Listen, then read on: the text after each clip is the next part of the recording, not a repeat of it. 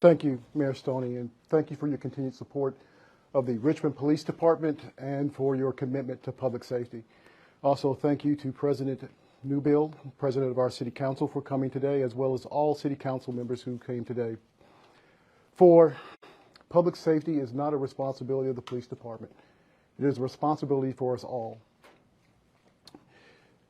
When we in this city start talking about gun violence and mass shootings, that is a concern that we all have, a concern that continues to go across this country. Many of us believe that, or there are some of us who believe that we can go about our day to day and that this doesn't affect us, that we can go about living, working, playing, shopping, and worshiping, and that these things do not affect us.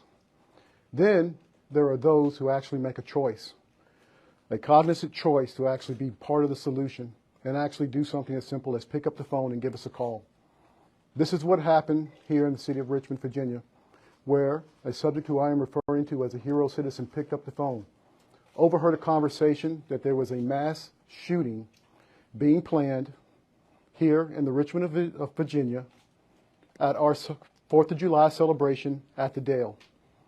That citizen picked up the phone and called our brave men and women at the 2nd Precinct. Those men and women of the 2nd Precinct began an investigation, along with Homeland Security and our Special Investigations team, went over to the 1000 block of Columbia Avenue here in the city of Richmond to begin their investigation. Once inside that residence, they saw evidence in plain view that corroborated the hero witness's statement that there was a concern. The investigation continued.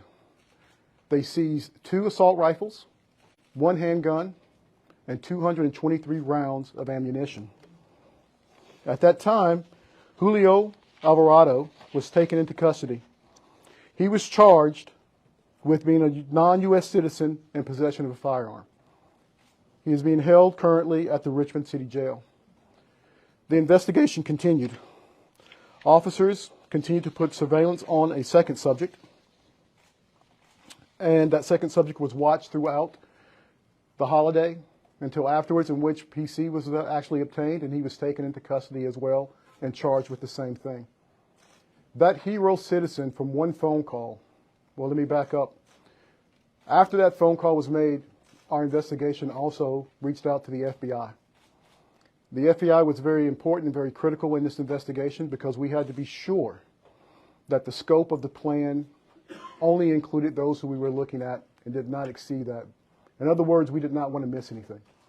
And we are very grateful to the FBI for their help and their cooperation with helping us with this investigation. As it continued on, and the second subject was arrested, Mr. Bala Carcel, I hope I'm not pronouncing that correct, was also arrested and charged with the same thing of being a non-U.S. citizen in possession of a firearm. The success of this particular investigation can only be juxtaposed against the horrors in which the rest of the country has seen. There is no telling how many lives this hero citizen made. I mean, how many lives this hero citizen saved from one phone call. And that's why I'm so proud to have our elected officials standing behind us right now, because they know it's important that public safety is a responsibility of us all. One phone call saved numerous lives on the 4th of July.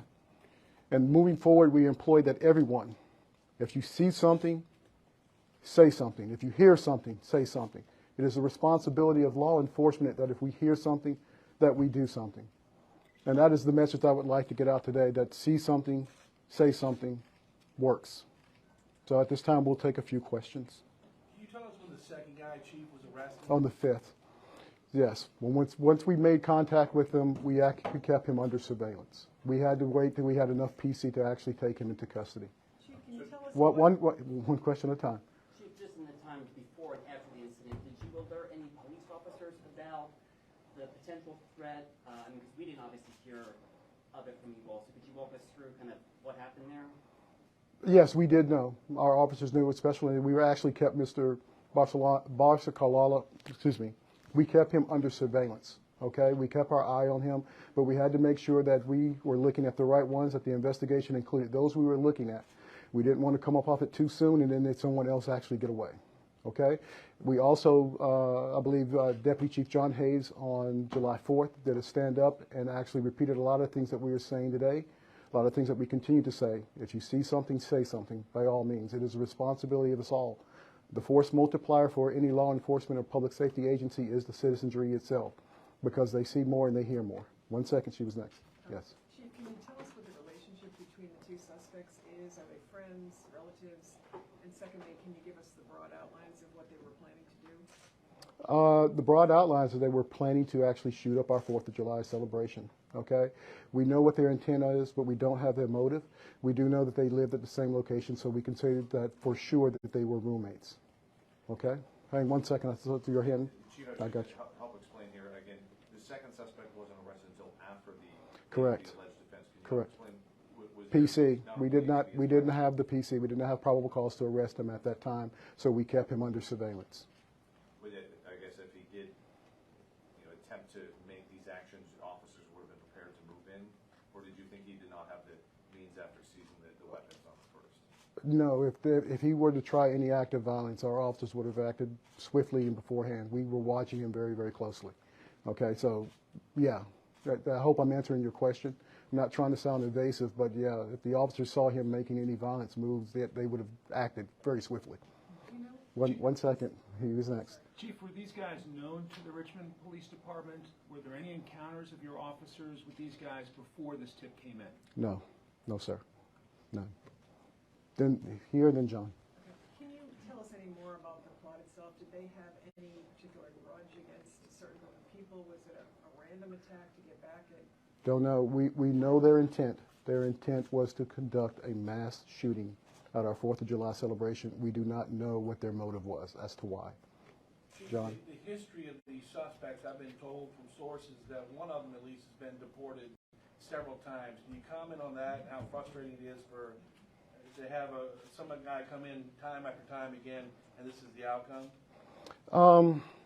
It can be frustrating when things like that occur, that people who shouldn't actually be, who are criminals, actually continue to be able to do those type of things. It can be frustrating. But it is very, very encouraging to me when I know that our police officers, especially here at the Richmond Police Department, will continue to do their part. Okay? If there are any other charges, we will make them. We'll go wherever the investigation continues to lead us. You, yeah. What, No, yes, sir. Go ahead. Could you elaborate a little bit more on the tip that came in? It was a conversation overheard. Could you talk about where it was? I mean, was it, any other details you could provide around that tip that came in? It came from a hero. It came from someone who did the right thing. It came from a hero. And that person, we owe several lives to that one person. And that's what I can say right now. They're a hero. Yes, ma'am. you said the hero overheard a conversation. Was he in a crowd somewhere where he overheard a conversation, or was it a friend of his he heard talking, or can you say anything about how he overheard this? Nope, don't know how he heard it, but he heard it, and he did the right thing with the information. He put it into the hands of law enforcement, and we are so thankful for him, and numerous families and friends and loved ones are as well. Can you tell us what country these men are from? I cannot right now because I don't remember, but I do think it is somewhere buried into this report that we can get that answer to you, ma'am. And apologies if you always said this, the timeline of when the tip came in to when the arrest was made, what was the time? July 1st. So, same day? Same day it came in, the officers jumped right on it. Did you say July 1st? July 1st. July 1st. Yes. Any other Both men questions? being held remain without bond at the moment, or I believe they don't have any bond at this time. No bond at this time, so they are in the Richmond City Jail at this time. What do we know about how the firearms were acquired? Okay, what do you? Do we know anything about how these people sort of acquired these firearms? It seems like it was done illegally. We will be utilizing our ATF to help us do a trace of the weapons and the path that they've taken. Does that answer your question? Okay. Here, then here, and then you, sir. Was the West Broad Street shooting connected to this plan in any way? No, ma'am, not at all. Here, then you. Event organizers at Dog Riddell ever notified about what you all were doing and what was happening? We had a very robust plan, no, but we were keeping an eye on it. I won't give the details out of what we were doing, but I can tell you that the majority of our police department was working on the 4th. Okay, we knew and we can see what's happening around the country, It was just not only Dogwood Dale that we had a concern about, but we also had concerns about the diamond in the baseball game as well too. And let me be very blunt as I can be sometimes. This is where these cowards go. Wherever we gather, that's where they want to be. So we know what they will be looking at. So, yes, sir. Kind of along the same lines, did this increase the security plan for July 4th, after July 1st, after this? No, it did not. We were already pretty robust in what we were doing and utilizing a lot of special tactics and things that we were looking at already. This did not did not cause us to do anything extra. It's what's going on in the country that caused us to do what needed to be done.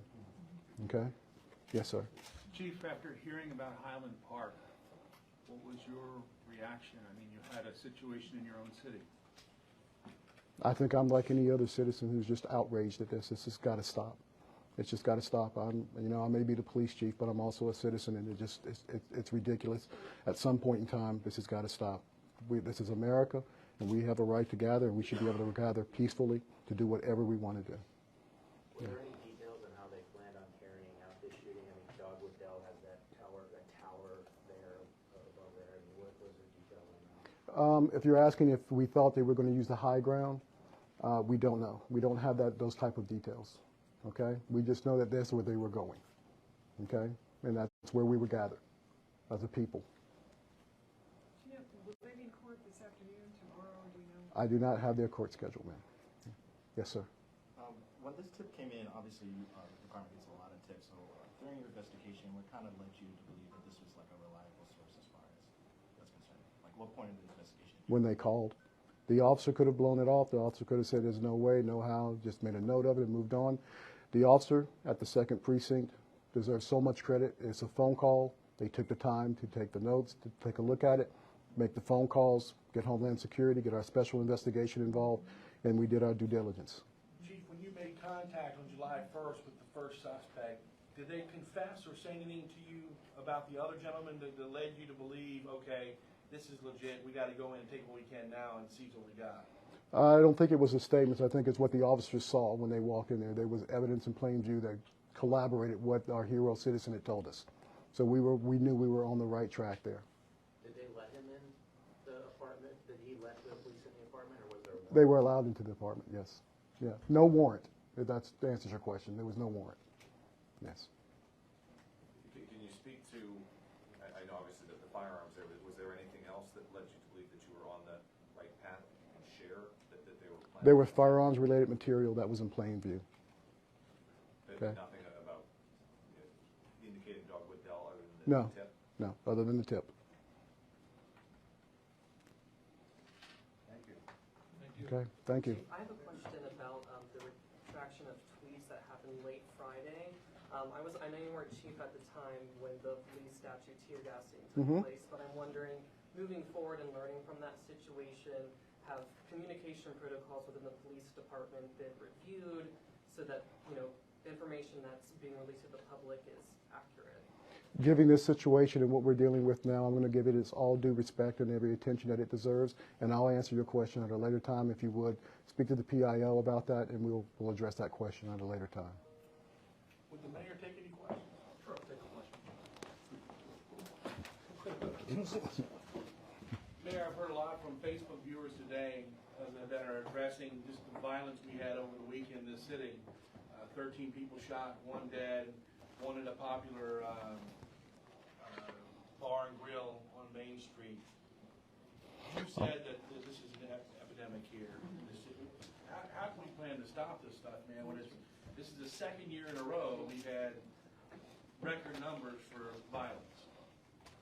Well, John, I did say it's an epidemic here in Richmond. Hicks gave the other one a bond today, $1,500, But it's obvious HSI is now, waiting to this is pick an him up epidemic as soon all as the across jail this country. releases Who him. is? Homeland Unfortunately, Security. because of the proliferation of these weapons of war and who can get their hands on them, whether you're at home in your cul-de-sac or in your neighborhood or in a park or at a parade, out dining, you have to keep your head on a swivel.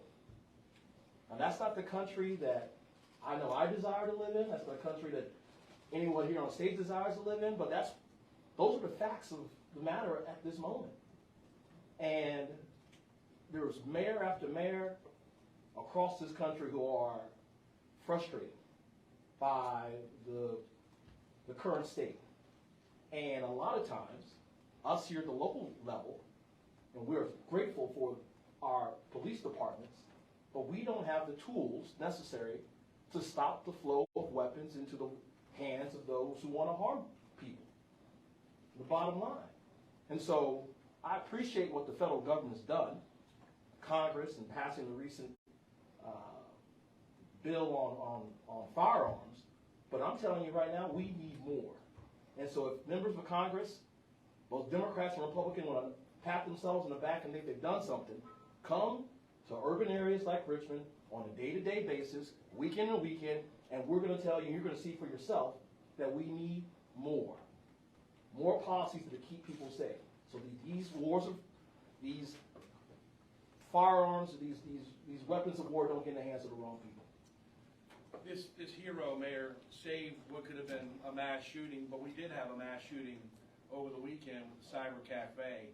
What do you say to those victims and those families? Well, first, I don't want to take away from the fact that this police department did something I think should be lauded by stopping a mass shooting that could have occurred in our city. Our department here, they're first responders. They're here to respond to criminal incidents that occur in our city. And there is a coward out there somewhere who picked up a firearm and decided to, harm people right here in downtown Richmond. And so my heart goes out to the families. I'm glad there hasn't been any deaths because of that one incident right there. But I know without a doubt that this department will do its due diligence in seeking out who did this crime and bring that individual to justice. Because obviously, if you're willing to shoot at 6 people and harm 6 people, you're likely to do it again. And we want to get that type of person off the streets here in the city. And so for the families out there, this department will do everything they can, the city will do everything they can to bring that individual or individuals to justice. Have you had conversations with Colette McKeeshan, the Commonwealth Attorney, about, hey, we got to get some teeth into this stuff and get them behind bars and make them stay there? I've had conversations with the Commonwealth's Attorney, but I also want you to know that the Commonwealth's Attorney is just one piece of the justice system in local government. We need judges to do their part and put people, make sure they stay behind bars. If you are a criminal who's willing to take someone's life or willing to harm, maim anyone, you should be behind bars a little bit longer, I think. But also, we need state and federal government to step up as well. All right, unfortunately, we are the ones who, when things don't happen at the top level, at the federal government, state level, we are the front lines. We are on the front lines. Our communities are on the front lines. And so we lock them up. Then the Commonwealth Attorney does their part to put them away.